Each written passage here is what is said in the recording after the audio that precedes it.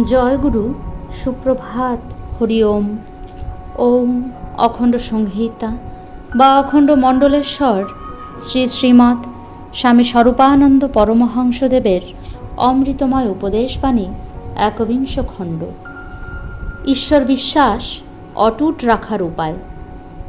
ঈশ্বর বিশ্বাসকে অটুট রাখার জন্য অবিরাম ঈশ্বরের নাম স্মরণ প্রয়োজন।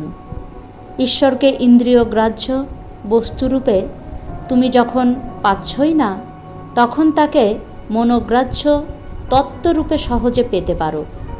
নাম তাঁর বাচক।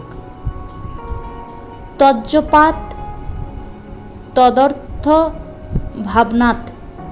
নাম জপ করে, নামের তত্ত্ব চিন্তা করে তুমি নিরন্তর তাঁর সঙ্গে তোমার সম্পর্ককে সন্নিহিত রাখতে পারো।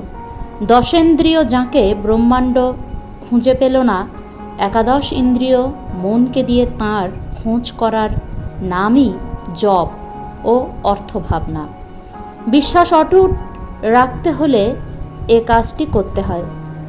ভগবান কখনো কখনো ম্যাজিক দেখিয়ে, অলৌকিক ব্যাপার ঘটিয়ে, অপ্রত্যাশিত ঘটনার আয়োজন করে তাঁর প্রতি ভক্তের বিশ্বাস যে আনয়ন করেন না তা নয়।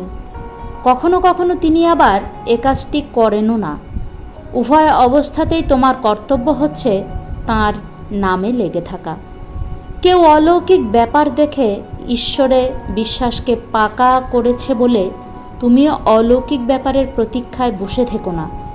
তুমি তাঁর নামের সঙ্গে যুক্ত হও, মন প্রাণ দিয়ে যুক্ত হও সর্বদা এবং সর্বাবস্থায়। তাকে ভুলে থাকাই যে মৃত্যু, তাকে মনে রাখাই যে জীবন। এই কথাটি নিরন্তর স্মরণ করো। তোমার যা কিছু মঙ্গলের প্রয়োজন তা ওই নামে লেগে থাকার ফলেই হবে। হরি ওম।